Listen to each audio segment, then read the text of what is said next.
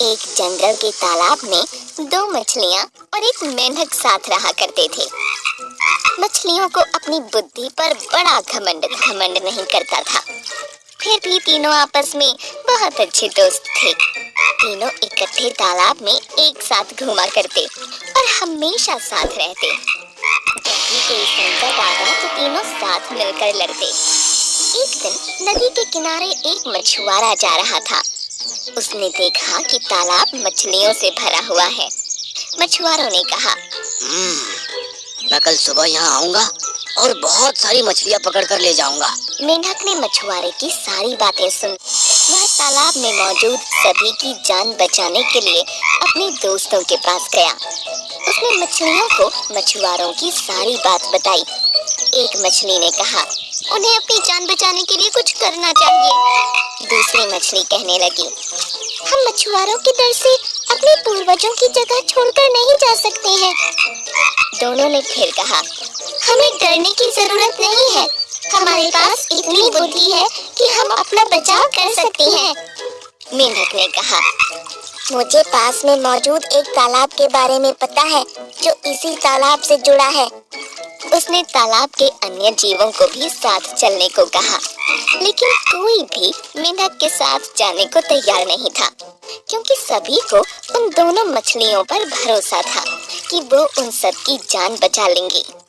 मेंढक ने कहा, तुम सब मेरे साथ चलो, मछुआरा सुबह तक आ जाएगा। इस पर मछली ने कहा, मुझे तालाब में छिपने की एक जगह पता है। तो दूसरी मछली ने भी कहा, तालाब में छिपने की जगह मालूम है। इस पर मेंढक ने कहा, मछुआरे के पास बड़ा जाल है, तुम उनसे नहीं बच सकते हो। लेकिन मछलियों को अपनी बुद्धि पर बहुत गुमान था। उन्होंने मेंढक की एक न सुनी। लेकिन मेंढक उसी रात अपने साथियों के साथ दूसरे तालाब में चला गया। दोनों मछलियों ने मेंढक का मजाक उड़ाया। अब अगली सुबह मछुआरा अपना जाल लेकर वहां आ पहुंचा। उसने तालाब में जाल डाला।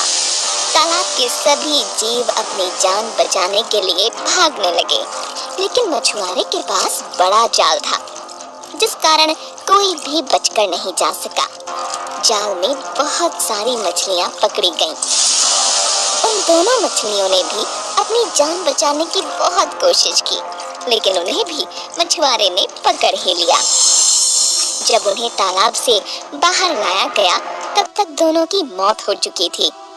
दोनों मछलियों का आकार सबसे बड़ा था, इसलिए मछुआरे ने उन्हें अलग रखा था। उन्होंने बाकी मछलियों को एक टोकरी में डाला, जबकि उन दोनों मछलियों को कंधे पर उठाकर चला जा रहा था। जब वह दूसरे तालाब के सामने पहुंचा, तो मेंढक की नजर उन दोनों पर पड़ी। उसे अपने मित्रों की यह हालत देख बहुत दुख हुआ। उसने अपने साथी से कहा, काश इन दोनों ने मेरी बात मान ली होती तो आज ये जिंदा होती।